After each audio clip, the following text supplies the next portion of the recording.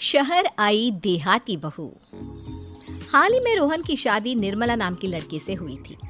निर्मला गांव की लड़की थी। रोहन के पिता और निर्मला के पिता दोनों बचपन के दोस्त थे।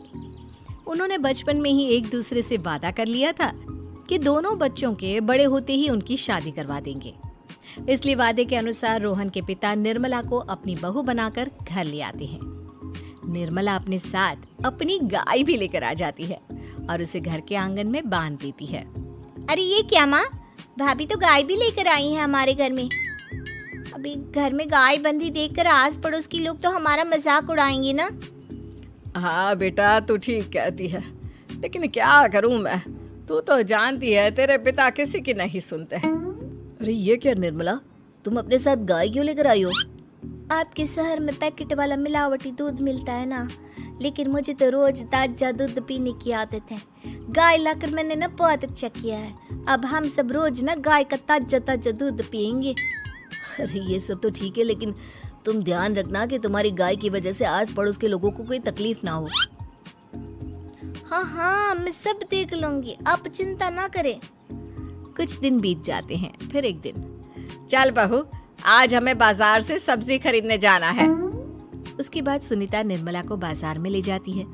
सब्जी के महंगे दाम देखकर निर्मला के तो होश उड़ जाते हैं। ये क्या माँ जी, 1000 रुपए की सब्जी, ये तो बहुत ही ज्यादा है।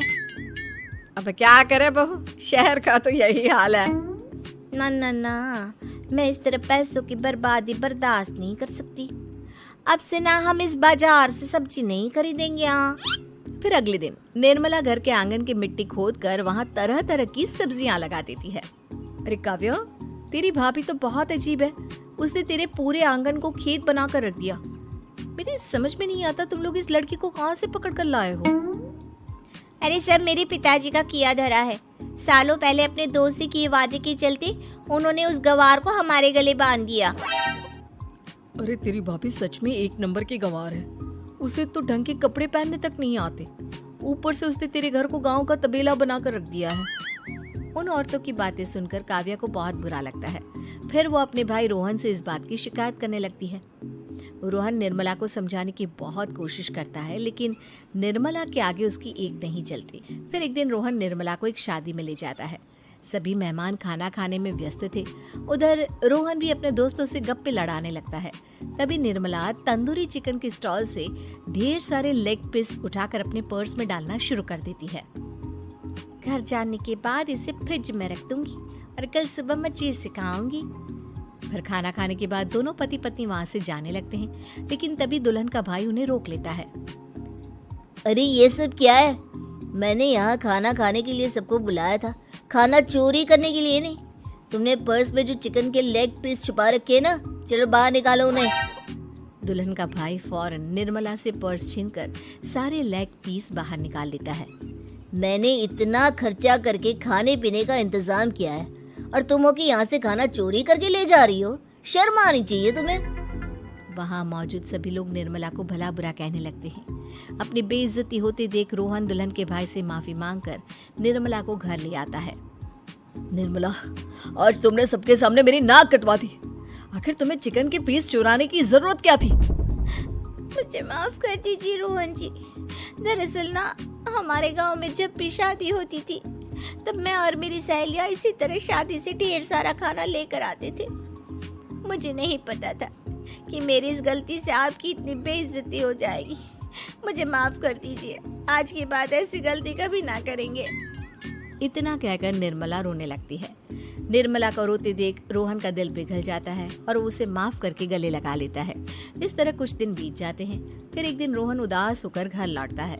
रोहन के कपड़े बुरी तरह फटे हुए थे। अरे बेटा, ये सब क्या है? किसी के साथ मारा पीटी हो गई है क्या? नहीं माँ, आज हमारी जिंदगी का सबसे बुरा दिन है। म्युनिसिपालिटी वालों ने हमारी दुकान तोड़ दी। आज से हमारी आमदनी पूरी तरह बंद हो गई। हे भगवान, हमने तो किस्त पर ढेर सारा सामान ले रखा है। अब हम सारे सामान की किस्त कैसे चुकाएंगे? मेरी तो सोचने समझने की शक्ति ही खत्म हो गई। पता नहीं आगे हमें और कितनी मुसीबत झेलनी पड़ेगी। आप सबको ना चिंता करने की जरूरत ना है, मैं सब ठीक कर दूंगी। तो कहना क्या चाहती है बहू? हम ना बोल कर नहीं बल्कि करके दिखाएंगे। हाँ। उसके बाद निर्मला अपने पिता को फोन करके गांव से 5 गाय मंगवा लेती है और फिर अगले दिन निर्मला सभी गायों का दूध निकाल कर बड़े बर्तन में भर लेती है।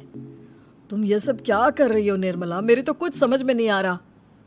हम ना इन गायों का दूध बेचने जा रहे हैं। उसके बाद हमारे पैसों की समस्या खत्म हो जाएगी। हे भगवान, बस यही दिन देखना बाकी रह गया था। भाभी दूध वाली बनकर दूध बेचेंगी तो मोहल्ले में इज्जत क्या रहेगी हमारी? सभी लोग हमें तरह तरह के ताने मारेंगे।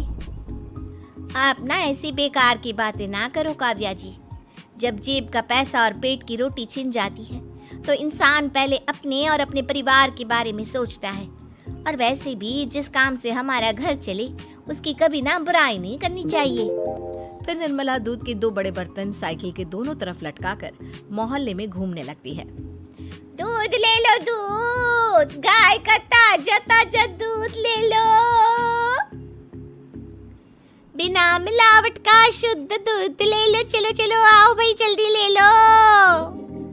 तभी निर्मला के पास कुछ औरतें आती हैं। अरे तुम तो सुनीता की बहू हो ना? तुम इस तरह सड़क पर दूध क्यों बेच रही हो? निर्मला उन दोनों औरतों को अपने घर के हालातों के बारे में सब बता देती है। देखिए, मैंने ना अभी अभी गाय का ताजा दूध निकाला है। आप सब तो रोज पैकेट का दूध पीती हो, आज गाय का ताजा दूध पी कर देखिए, इसकी ना बात ही कुछ और है। हाँ बहू, मुझे तुम्हारी बात समझ में आ गई। ला, मुझे 2 लीटर दूध दे दो। उस औरत की देखा देखी बाकी औरतें भी निर्मला से दूध खरीदना शुरू कर देती है। थोड़ी ही देर में निर्मला सारा दूध बेचकर ढेर सारे पैसे इकट्ठे कर लेती है। उसके बाद निर्मला घर जाकर सारे पैसे अपनी सास को पकड़ा देती है। अरे बहू, इतने सारे पैसे! सच में तेरा आइडिया तो काम कर गया। अरे माँ जी, आप तो बस देखती जाइए, कुछ ही दिनों में मैं अपने घर की सारी समस्या खत्म कर दूंगी। हाँ। फिर अगले दिन से निर्मला गायों के गोबर से ढेर सारे उपले तैयार करके बेचना शुरू कर देती है। निर्मला को पैसे कमाते देख रोहन के अंदर भी हिम्मत आ जाती है और वो भी दूध बेचने का फैसला करता है। निर्मला के कहने पर उसके पिताजी कुछ और गायों का बंदोबस्त कर देते हैं। इस तरह दोनों पति पत्नी मिलकर दूध बेचना शुरू कर देते हैं। कुछ ही महीनों में उनका दूध का व्यापार खूब फल फूल जाता है। इसके चलते रोहन एक बड़ी दूध की डेयरी भी खोल लेता है। पिताजी, जब आपने निर्मला से मेरी शादी करवाई थी तब मैं मन ही मन आपको कोसा करता था, लेकिन आज मेरी समझ में आया कि आपका फैसला बिल्कुल सही था। आज अगर निर्मला ना होती तो पता नहीं हमारा क्या हाल होता। हाँ बेटा, तू ठीक कहता है। हमारी बहू ने तो हमें उजड़ने से बचा लिया। भगवान ऐसी बहू सबको दे। इस तरह निर्मला की समझदारी के चलते सब कुछ ठीक हो जाता है और वो सभी हंसी खुशी अपना जीवन जीने लगते हैं।